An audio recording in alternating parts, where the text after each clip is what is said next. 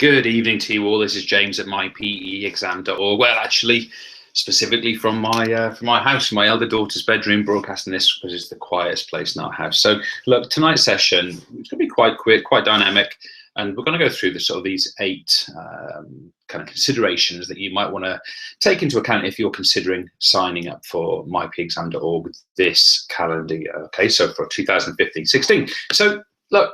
Most of this is going to be me demoing things. I'm going to show you some features of the site. I want you to understand clearly what the site does, how it operates. I want you to feel confident in it. I want you to know exactly what the site does and doesn't do, and therefore, should you be wanting to go forward with an account with me, with MyPEexam.org, then you'll be in a good place to do exactly that. So look, let's get cracking. But look, before we do that, I always like to start in this same way, and that is to draw attention to some of the factors that, despite the fact we're all sort of congregating together on a Monday evening as part of our jobs, but to remember that work is to live the rest of our lives. Like, I mean, what we got here, got my younger daughter Georgina with garlic right on the top of her head while we're on holiday in France with myself, and my other daughter Anna here.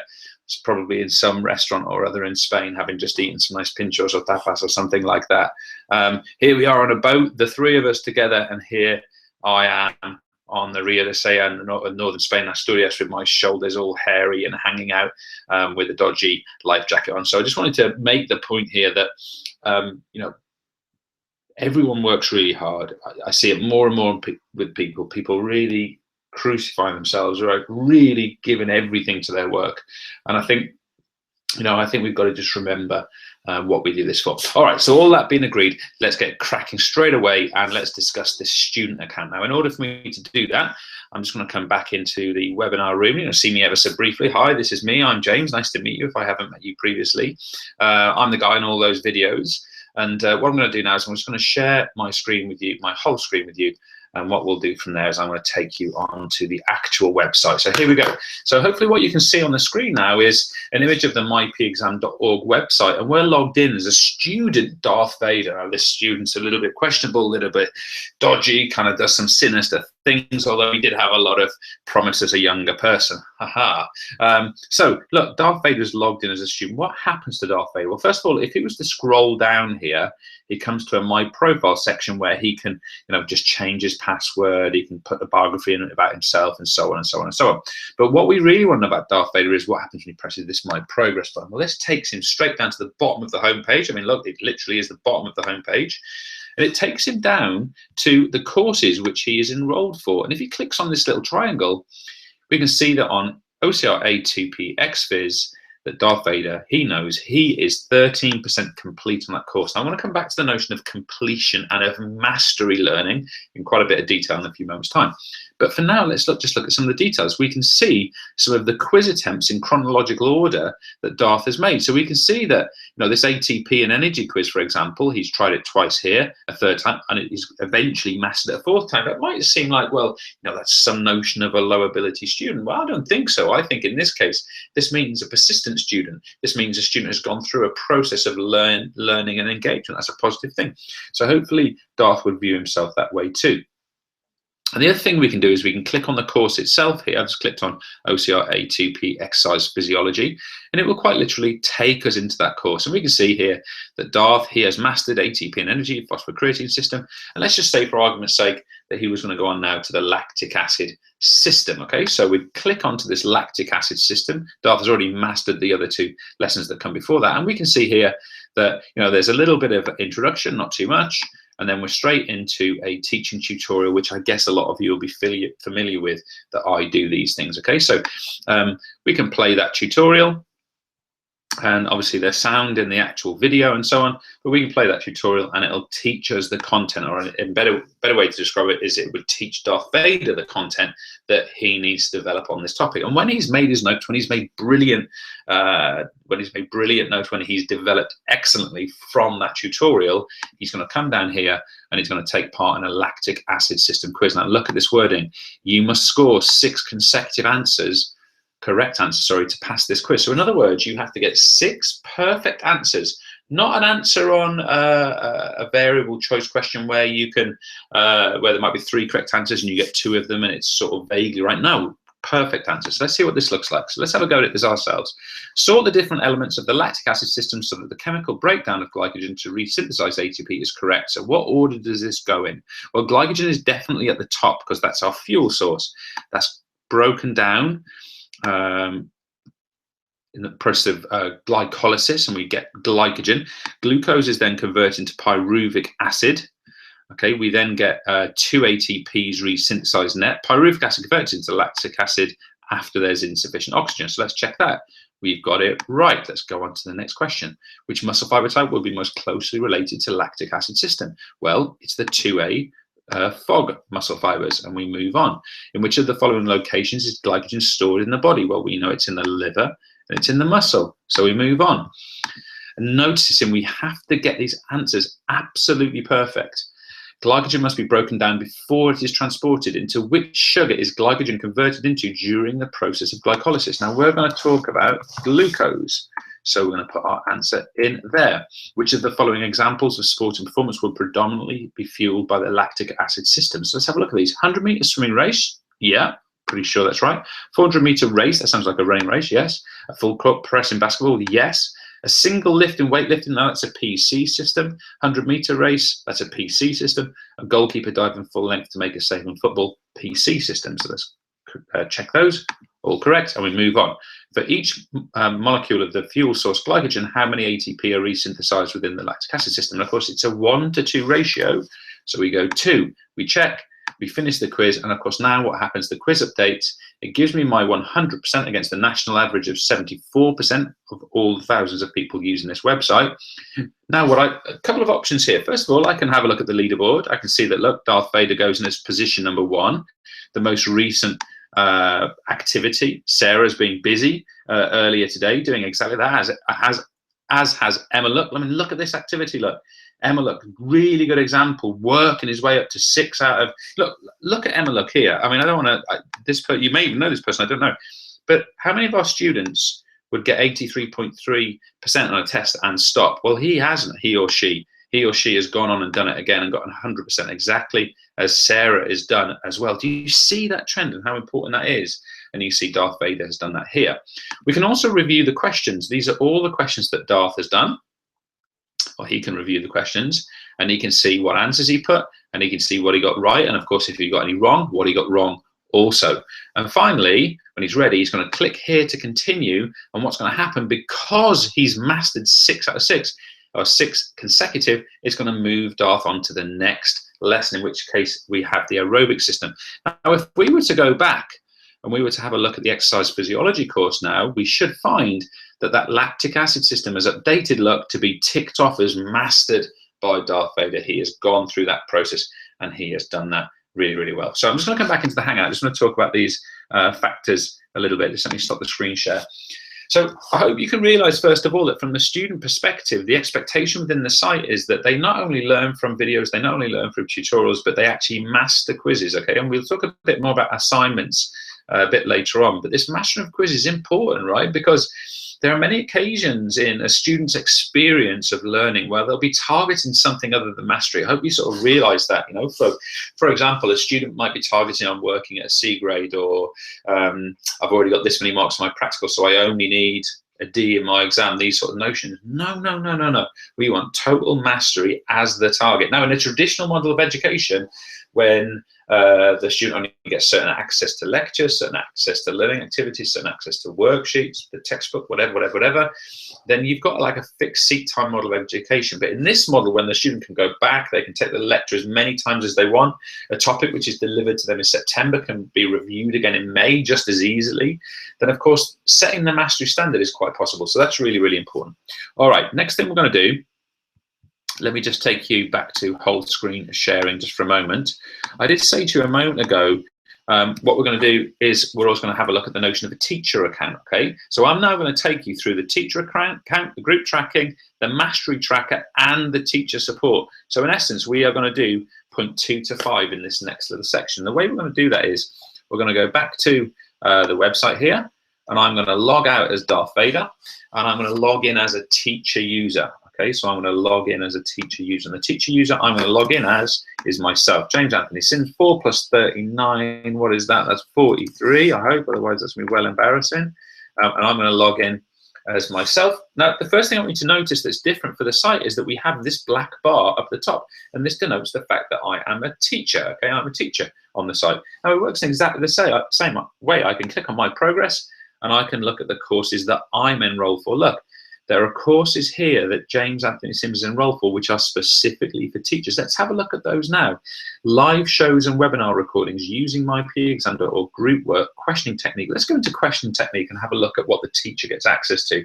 Now, in this course, you know, in this series of activities, we've got 13 lessons in here, whereby the teacher can, at their own pace, developing in their own way through their own CPD via the site, they can come into here and they can take this tutorial. This tutorial introduces you to a quick and immediately utilizable method of asking questions that provokes and challenges every single learner in the classroom. It also helps learners to share ideas and concepts. This is Showdown.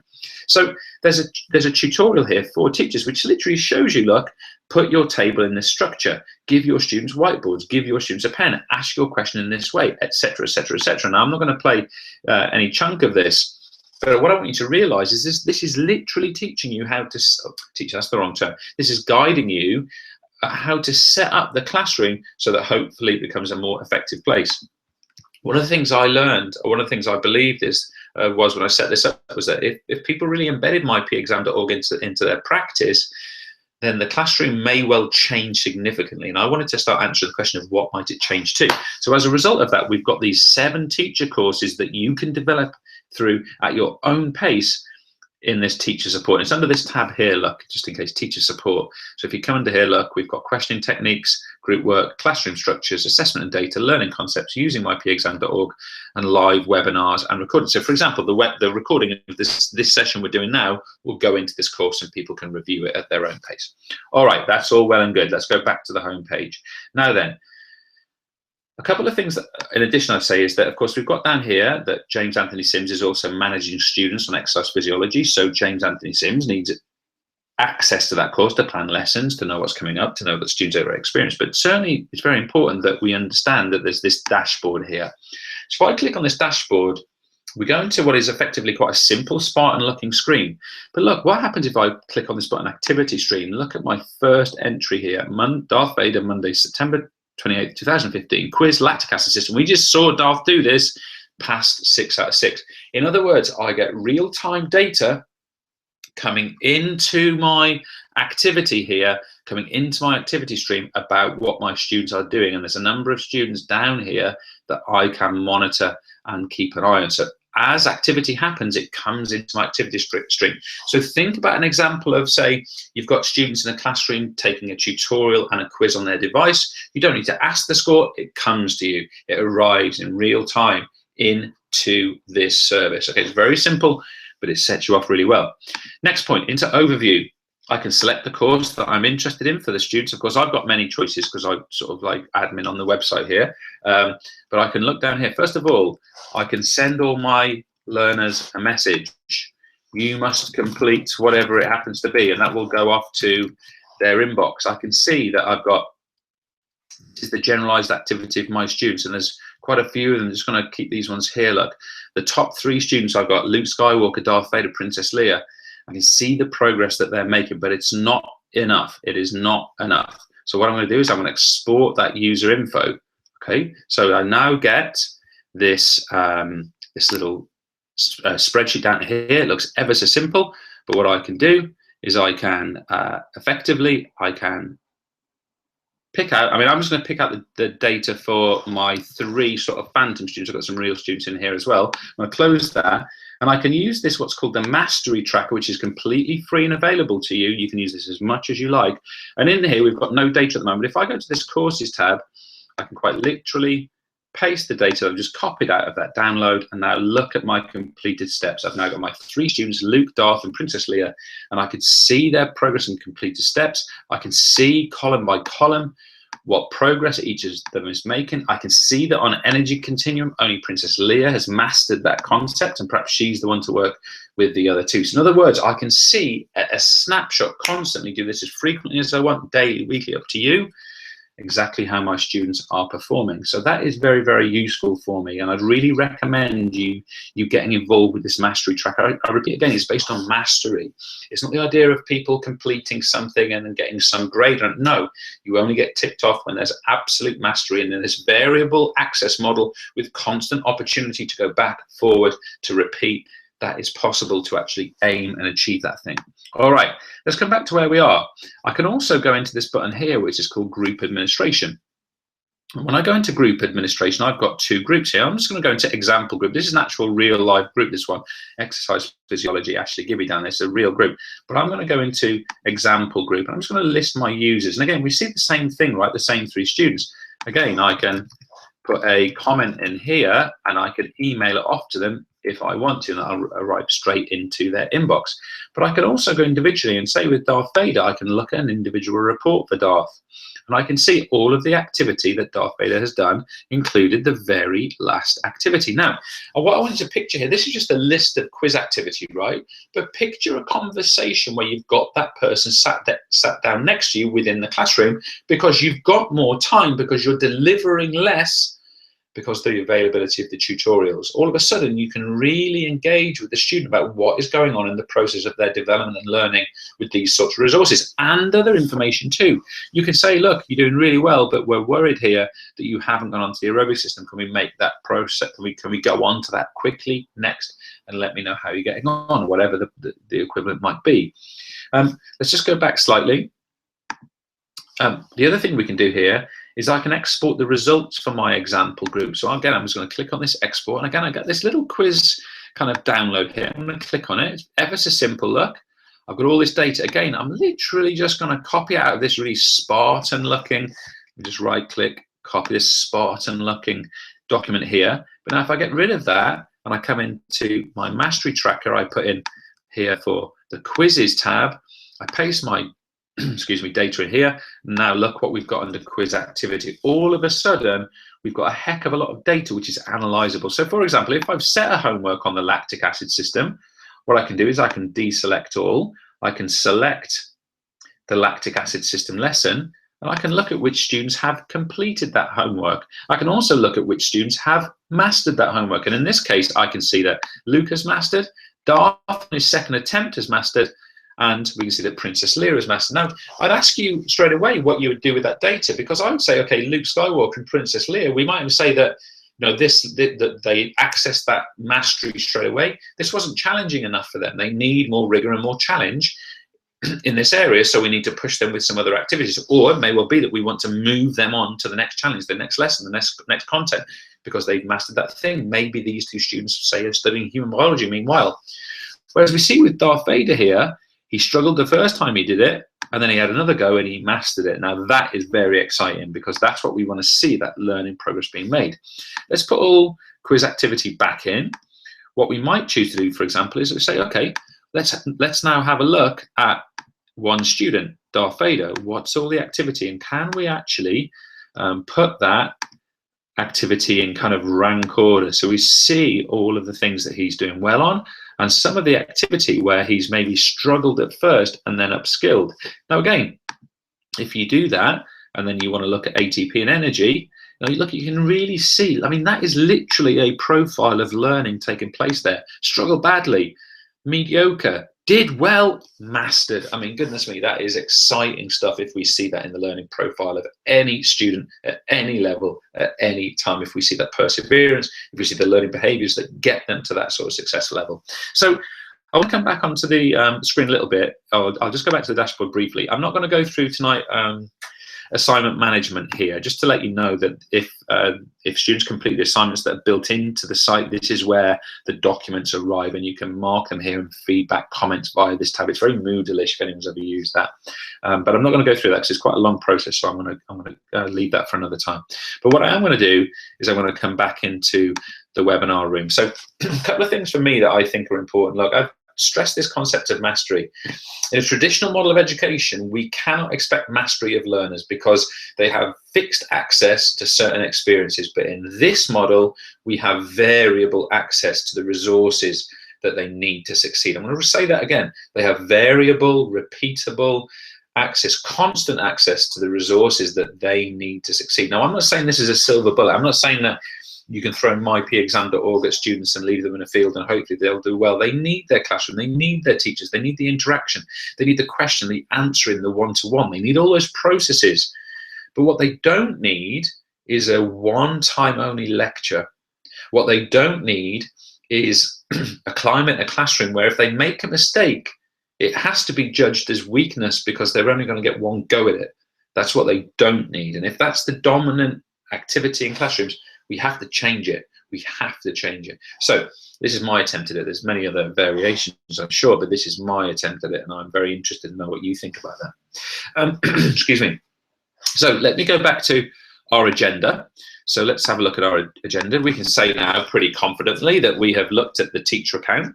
We've looked at group tracking and downloads. We've looked at the mastery tracker, which is that document I just showed you. And the teacher support is all those tutorials. By the way, there's about 95 teacher tutorials in there.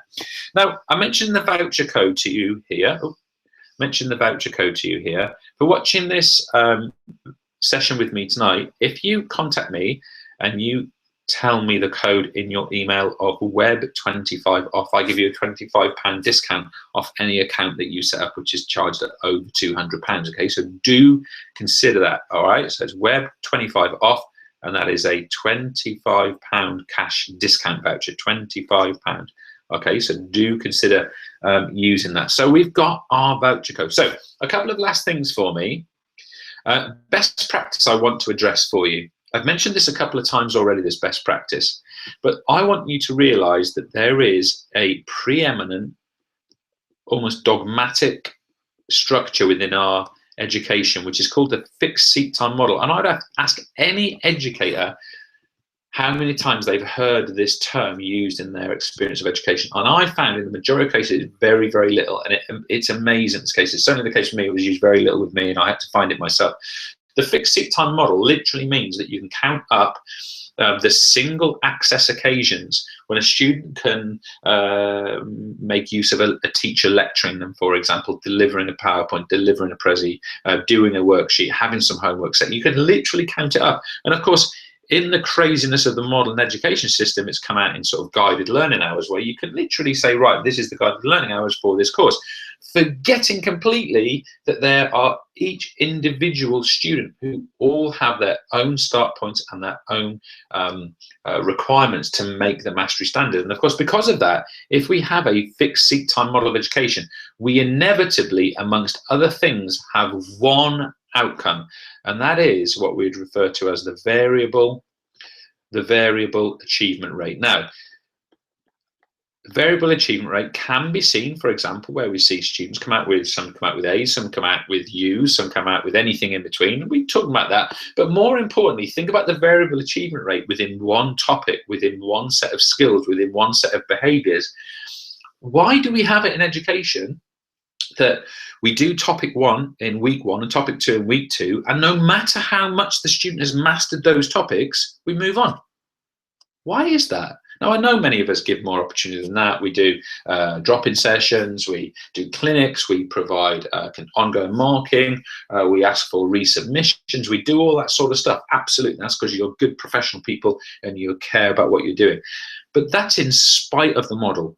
This is the model. It's a fixed seat time model at its core. This is why within the fixed seat time model, the optimal achievement is differentiation. Well, why don't we build a model which is in nature differentiated? And what I mean by that is, let's actually reverse this. Let's take a model and let's make that model a variable seat time so that every individual gets the quantity and type of access they need.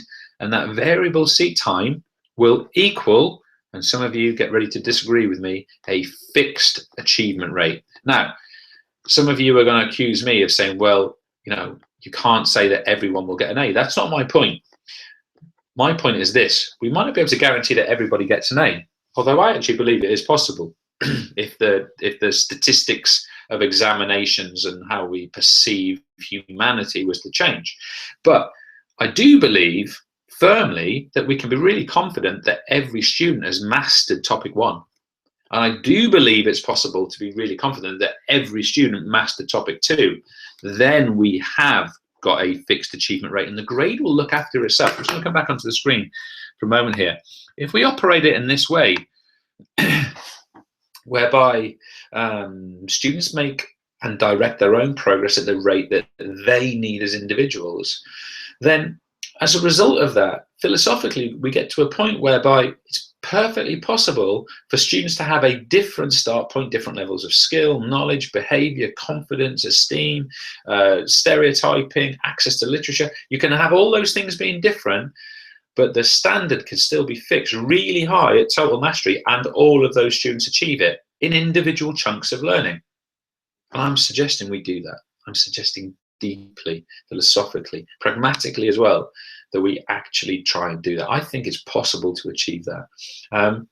Like I say, I can't necessarily guarantee that every student will get an A, but I do believe that if they've got open, constant access to really high quality resources, the chances of more people doing that are much greater. And then if people show belief in those students, think about errors, for example. Errors is a really good point here. In the traditional model of education, if a student makes a mistake, even though there's brilliant teachers in every class, I know that, right? I know there's great people out there. I hope I was once one of them.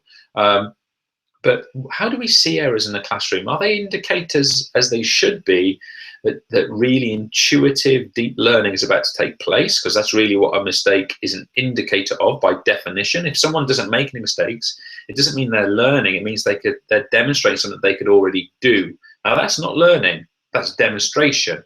That's modeling. Whereas, excuse me, if we actually get to a climate where errors can be embraced because there's the opportunity, the space, the flexibility, the individuality, the actual expression of individual learning where mistakes are valued, then as a result of that, we can actually almost be excited by an error. An error can be suggesting to us something good's about to happen, learning's about to happen. Now, if we can build a model like that, and that's a model I want to be involved with, that's a model that I value. Now, if we do it in PE and in maths, history, geography, science, they're doing it in that traditional model, then obviously it's going to be hard, right? But someone's got to start this. Someone's got to move this. And I think that we as a group of people can do this, okay? So, look, I'm speaking very freely tonight. I've got relatively few people in the webinar this evening, so I do feel I can be more honest. I want to be critically clear about this point. The services that I provide, they're a business. Obviously, at the moment, you have to pay for them. They used to be free. I wish, actually, they still were free, but it's unsustainable, so that's that. But let me tell you this. Those schools, colleagues, and there are many already who are investing in this service, you are part of a movement. You are part of a revolution. You are part of an initiative that is going to change things. Now, it's going to change things initially in PE, and bit by bit, it's going to have knock-on effects for other areas of education. And let me tell you now, we will not stop. This will go forward. This will have an impact. This will have a developmental this will have a real knock-on effect for other areas of education. So I'm asking for people not only to invest because it's good for their students, because they get that mastery learning, because there's a clear educational philosophy behind what I do, but beyond that, to be part of a movement which is going to be really at the forefront and the centerpiece of educational reform as we go forward in the next few years. So that for me is as critical as how do the quizzes work, how do the tutorials work, how do I get access, what's my login. Those things are really, really important to me. So look, a couple of things. If you are, or if you're hearing this, you are in here. For you guys in the session tonight, if you want to post a comment to me and I'll try and answer it directly, you can do that in the chat. I know there's one or two people who've come in to the session sort of halfway through or a little bit late this afternoon, or this evening I should say.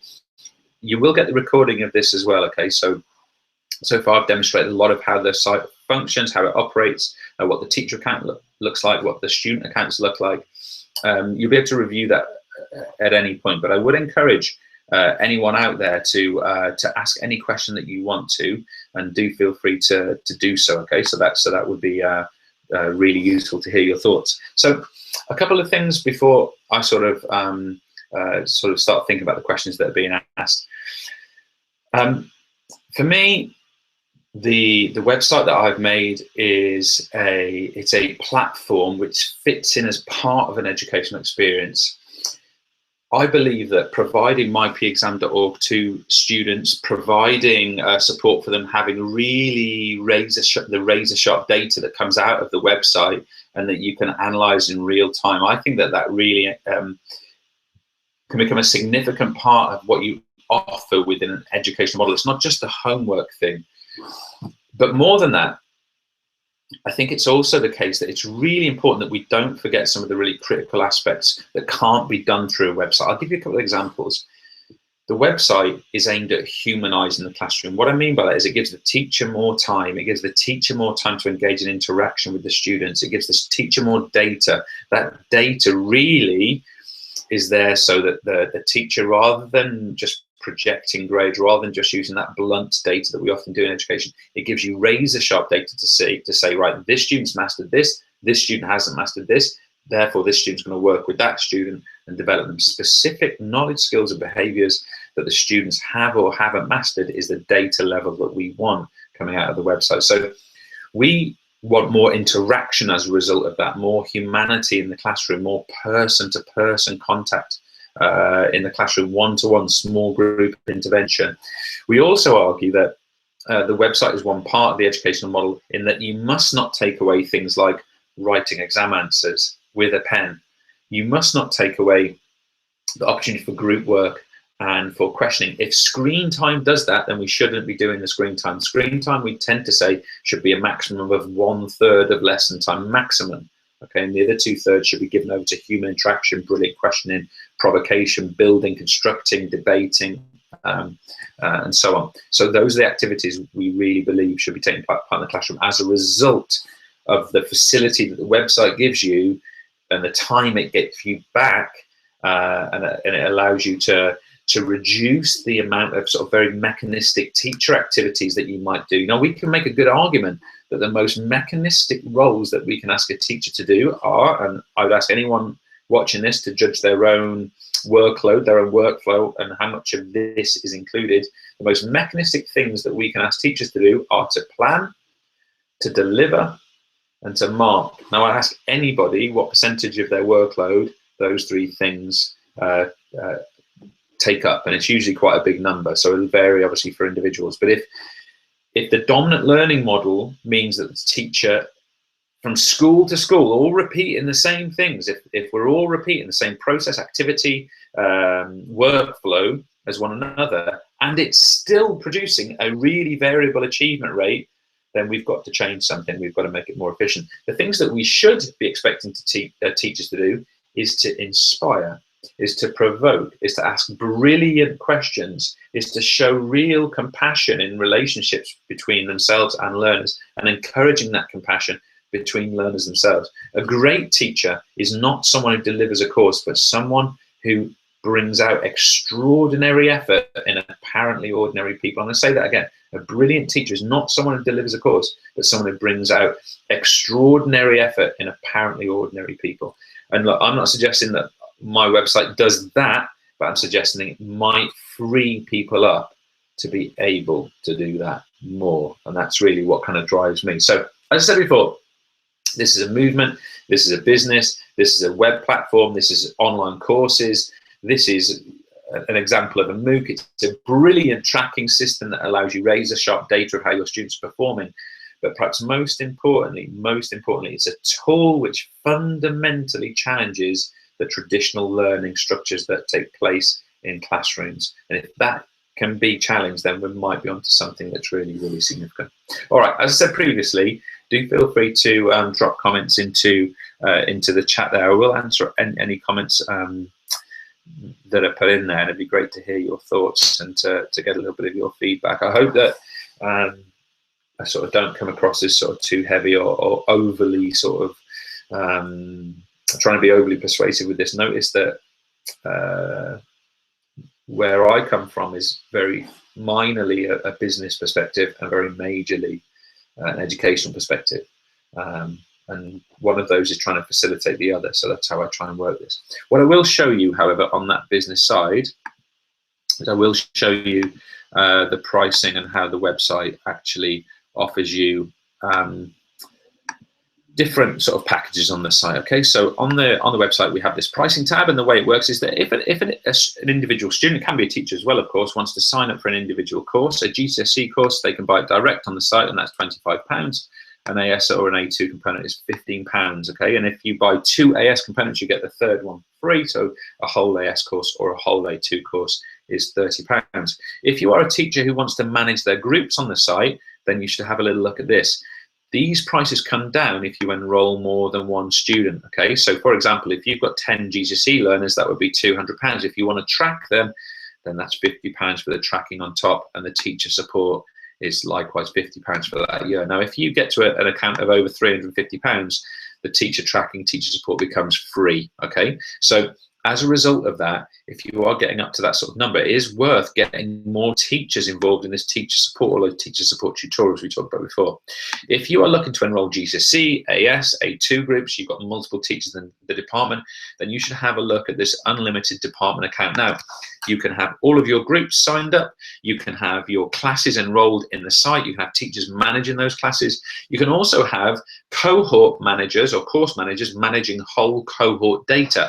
And the other thing I'd mention here is that it's the last few days of 15% off of this right now. Okay, so if you are interested in this department package, it's worth making that inquiry, and you can do so by the site. By the way, when I close the webinar down tonight, you will be redirected to an inquiry page. Okay, so do have a little look at that as we sort of go through. So I'm just going to turn off the screen share while my screen goes a little bit crazy there. So look, I'm gonna sign off for this evening. I'm gonna finish slightly early. Like I say, I'll be on Twitter immediately after the session. If people have got questions they want to ask me, do feel free to post them there. I'll do my very, very best to answer those questions. And if you do have inquiries to make about maybe signing up your groups, signing up your students on the website, then do have a look for that. And I will be posting to Twitter tonight the recording of this session as well. So if you have missed part of the session, you didn't see the first sort of this is how the site works bit, then I would recommend you have a look at that recording later on, and do get into that sort of nitty-gritty of what the site does. All right, I'm going to sign off. Like I said before, you will be redirected to the site. Do make an inquiry if you are interested, and I'll do my very best to provide you the information that you need. Thank you so much for sharing your Monday evening with me, and it's always appreciated, and I wish you a very pleasant evening and a good rest of the week. Take care.